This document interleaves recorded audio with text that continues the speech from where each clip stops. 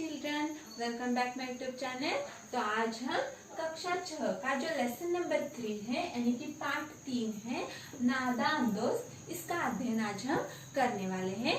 इस कहानी के लेखक हैं मुंशी प्रेमचंद जी। नादान दोस्त यह मुंशी प्रेमचंद जी लिखित एक मशहूर कहानी है।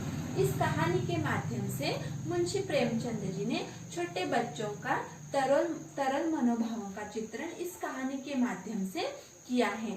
तो मुंशी प्रेमचंद जी ने छोटे बच्चों के मन में उठने वाले सवालों का चित्रण बहुत ही सरलता से इस पाठ के माध्यम से किया है। तो देखिए, केशव के घर कार्निस के ऊपर एक चिड़िया ने अंडे दिए थे। तो केशव नाम का जो लड़का है उसके घर की बाहर वाली दीवार पर कार्निस यानी कि दीवार का नुकीला कोना, दीवार के नुकीले कोने में एक चिड़िया यानी कि एक बर्ड ने अंडे दिए थे। केशव और उसकी बहन श्यामा दोनों बड़े ध्यान से चिड़िया को वहां आते जाते देखा करते। तो केशव और उसकी बहन यानी कि सिस्टर श्यामा जो थी वह दोनों क्या करते थे, हर रोज उस चिड़िया को वहां पे आते जाते देखते थे। सवेरे दोनों आंखें मलते कार्निस के सामने पहुंच जाते और चिड़िया दोनों को वहां बैठा पाते। तो सवेरे यानी मॉर्निंग या सुबह भी कहा जाता है। सुबह सुबह जैसे वह उठते थे वह आंखें मलते हुए ऐसे कार्निस के सामने जाकर रुकते थे। तो उनको वहां पर चिड़िया और चिड़ा दोनों वहां पे दिखाई देते थे। उनको देखने में दोनों बच्चों को न मालूम क्या मजा मिलता। तो उस चिड़ा और चिड़िया को देखने में इन दोनों बच्चों को बहुत मजा आता था। दूध और जलेबी की सुध भी न रहती थी। तो सुबह का जो नाश्ता रहता है दूध और जलेबी, तो उसकी भी उनको सुध नहीं रहती थी। इस तरह से वह उठते ही उस चिड़िया को देखने के लिए बाहर जाते थे। दोनों के दिल में तरह तरह के सवाल उठते। तो ये दो बच्चों जो है उनके मन में बहुत तरह तरह के यानी कि बहुत ज्यादा सवाल उठते थे। अंडे कितने बड़े होंगे, किस रंग के होंगे, कितने होंगे, क्या खाते होंगे। तो छोटे बच्चों जो हैं उनके मन में बहुत ज्यादा सवाल आते हैं। तो इनके मन में भी उस अंडों को देखकर बहुत ज्यादा सवाल आते थे। अंडे कितने बड़े होंगे, उनका रंग कौन सा होगा और उसमें से वो क्या खाते होंगे। इस तरह से सवाल उनके मन में आते थे। उनमें से बच्चे किस तरह निकल आएंगे, बच्चों के पर कैसे निकलेंगे। तो उन अंडों में से बच्चे बाहर कैसे निकलेंगे और उनके पर यानी कि फेदर, जिसे पंख भी कहा जाता है, उनके पर कैसे निकल आएंगे। इस तरह के सवाल उनके मन में उठते थे। घोंसला कैसा है, लेकिन इन बातों का जवाब देने वाला कोई नहीं। पर इनके मन में ये जो सवाल उठते थे उनका घोंसला यानी कि नेस्ट, जिसे इंग्लिश में नेस्ट कहा जाता है, तो उनका नेस्ट घोंसला जो है वो किस तरह का होगा और इस तरह के अलग अलग से सवाल उनके मन में उठते थे।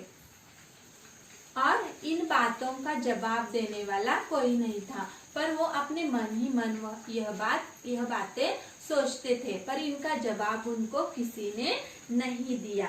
न अम्मा को घर के काम धंधों से फुर्सत थी, न बाबूजी को पढ़ने लिखने से। उनकी अम्मा यानी कि उनकी मदर, उनकी मम्मी को घर के कामों से इन सारे सवालों के जवाब देने के लिए फुर्सत थी, ना ही उनके बाबूजी को, यानी कि उनके जो माता पिता थे वो अपने कामों में व्यस्त रहा करते थे। इसलिए बच्चों के मन में जो भी सवाल उठते थे उनका जवाब देने वाला घर में कोई नहीं था। दोनों बच्चे आपस ही में सवाल जवाब करके अपने दिल को तसल्ली दे दिया करते थे। तो ये जो दोनों बच्चे हैं वो आपस में सवाल जवाब यानी कि एक दूसरे को पूछकर अपने मन को तसल्ली दिया करते थे। श्यामा कहती, क्यों भैया, बच्चे निकलकर फुर से उड़ जाएंगे। तो श्यामा को लगता था कि जैसे ही अंडों से बच्चे निकलेंगे तो वह फुर करके उड़ जाएंगे। ऐसे वो अपने भैया से पूछती थी। केशव विद्वानों जैसे गर्व से कहता, नहीं री पगली, पहले पर निकलेंगे।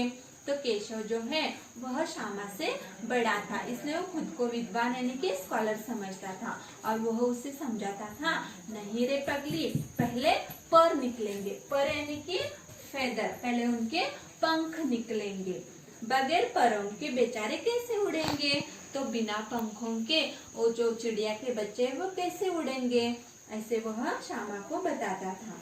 श्यामा बच्चों को क्या खिलाएगी बेचारी, तो श्यामा उसे पूछती थी, वो जो चिड़िया है वो बच्चों को क्या खिलाएगी बेचारी। केशव इस पेचीदा सवाल का जवाब कुछ न दे सकता था, तो केशव जो है वह इस पेचीदा यानी कि कॉम्प्लिकेटेड, जिसे जटिल भी कहा जाता है, इस कॉम्प्लिकेटेड सवाल का जवाब नहीं दे सकता था, क्योंकि उसे भी पता नहीं था।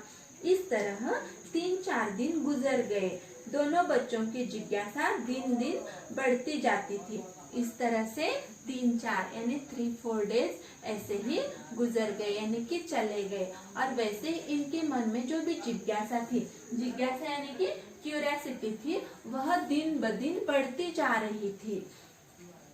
अंडों को देखने के लिए वे अधीर हो उठते थे, तो उन अंडों को देखने के लिए उनको बिल्कुल भी रहा नहीं जा रहा था, वो अधीर हो रहे थे। उन्होंने अनुमान लगाया कि अब जरूर बच्चे निकल आए होंगे, तो उन्होंने ऐसे सोचा कि हाँ, इतने सारे दिन हुए, अभी अंडों से तो बच्चे निकल आए होंगे।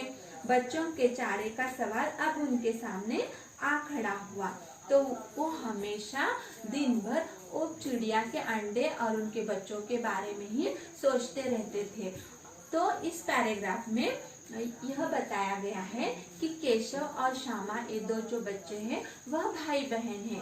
केशव बड़ा है और श्यामा जो है वह छोटी है। तो इनके मन में एक चिड़िया के अंडे और उनके बच्चों के बारे में जो भी सवाल उठे हैं वह इस पैराग्राफ के माध्यम से बताए गए हैं। धन्यवाद।